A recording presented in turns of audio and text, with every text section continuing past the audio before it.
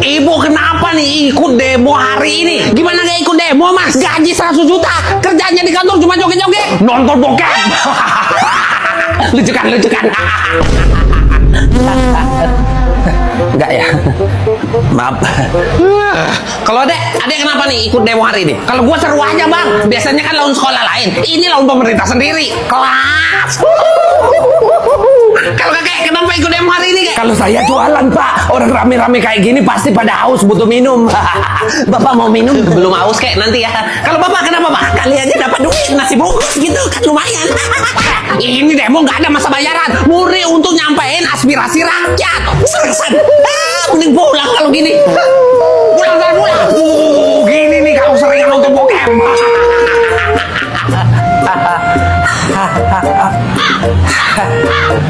Mending lu pulang juga deh. Selin aja dari tadi. Maaf. Budaya Indonesia waktu lebaran itu ya mudik, pulang ke kampung halaman untuk berlebaran bersama family. Lah, sama pun di Malaysia juga macam tuh. Tapi kita sebut balik kampung, bukan mudik. Sholat Id, kalau tak di masjid, jadi lapangan luas. Sama, di Indonesia juga gitu. Habis sholat kita makan-makan. Biasanya tuh makan ketupat, makan rendang, makan opor ayam. Sama pun, kita di Malaysia juga makan-makan waktu lebaran. Makan ketupat palas, rendang, lemang. Yang pasti kita makan-makan sudah kena pakai baju baru. Baju kurung. Lah, sama lagi. Pakai baju baru juga kita. Baju koko. Tapi ada sih yang gak enak waktu lebaran. Pasti ditanya kapan nikah sama keluarga. Lah, sama. Sudah nikah pun masih ditanya kapan punya anak. Kerja di mana? Gaji berapa? Sama. Permisi, Bu. Bapaknya ada? Bapak udah di surga. Surga? Kok belum dimakamin sih, Bu? Padahal mau nagih utang. Itu Raja, pemakaman bukan sekedar pemakaman, tapi juga perayaan dan upacara sakral namanya Rambo Solo. Acaranya sampai berhari-hari bahkan berminggu-minggu. Puluhan bahkan ratusan kerbau dan babi dikorbankan di acara ini. Makin banyak kerbau yang dikorbankan, makin cepat dan mulia juga perjalanan arwahnya ke surga. Apalagi pakai kerbau albino. Tapi biayanya nggak ada, makanya belum dimakangi. Wah, berapa duit tuh, Bu? Total biayanya sekitar 3 miliar rupiah. 3 miliar? 3 miliar? Bapak sehat, Bu? Ya, Bu, Bapak sehat ini. Jadi nggak perlu bayar 3 miliar lagi. Nih, sehat nih. Alhamdulillah. Berarti bisa dong bayar utang saya. Itu loh, Pak, duit 5 juta yang Bapak pinjam kemarin buat nyamar biduan di desa sebelah. Mau nanya dong, apa? Kok sampai sekarang di India masih ada sistem kasta sih? Benar-benar mengherankan. Orang Indonesia ini bertanya tentang kasta. Ya justru gue yang heran, zaman sekarang masih aja pakai kasta. Lagian kan India itu juga asal muasal agama Buddha juga. Itu nggak pakai kasta. Kok nggak masuk agama Buddha aja? Dia untuk bertanya seperti ini. Kami dewa, apa urusanmu menanyakan hal ini tentang budaya kami? Kerjaan. Tidak usah mencampuri urusan budaya kami.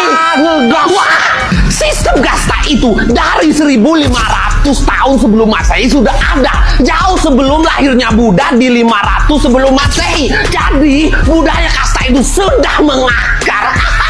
Kalau gua jadi orang kasta bawah di India nih, udah gua acak-acak nih. Apaan zaman sekarang masih ada kasta? Tidak akan ada yang bisa melawan. Karena di India, orang kasta bawah menganggap kasta itu bukan sebagai diskriminasi, tapi sebagai tanggung jawab spiritual, di mana setiap orang memainkan perannya di dunia.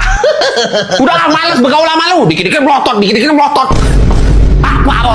Aku lebih tidak ingin berteman denganmu, orang kasta bawah.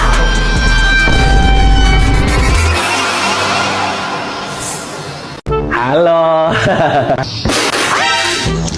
Kok gue disembur, Sel? Ribut apa? Udah. Nggak usah marah. Kita ini lagi di Namibia. Tepatnya di suku Himba. Di sini punya kebiasaan unik. Nyembur air gini nih.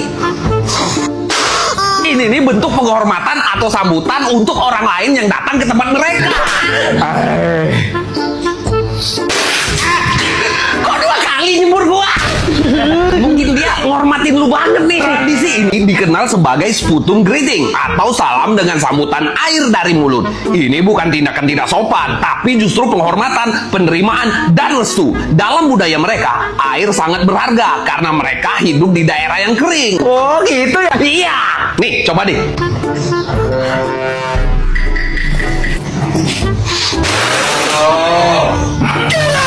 Halo, nama aku Sanja. Kamu siapa? Kalau aku tanah nabe, lo baik. Cicung bu, Waduh, namanya kok aneh banget ya? Aneh. Semua orang di suku Hadzabe itu ya kayak gini namanya.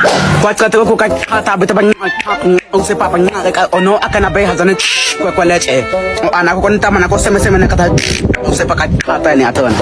Alamak, nggak bisa dibikin simpel apa nama kalian? Panjang banget. Buat orang di sini, nama itu jadi bagian identitas tradisional. Pemberian nama berdasarkan waktu dia lahir, sifat atau harapan terhadap anak, dan hubungan dengan alam sekitar. Rumit, nama kalian tuh bikin pusing. Terus bahasa di sini tuh, aduh, aneh banget. Bahasa Hadzabe itu bahasa isolat, yang artinya tidak berkerabat langsung dengan bahasa apapun di dunia. Ini membuat struktur bahasanya beda banget dari bahasa lain. Nggak kayak bahasa Indonesia yang banyak sama arti dan penyebutannya dengan bahasa lain di dunia. Pantes, asing banget gitu didengar. Terus nama abang siapa? Nama gua sih Go Kakek Puka.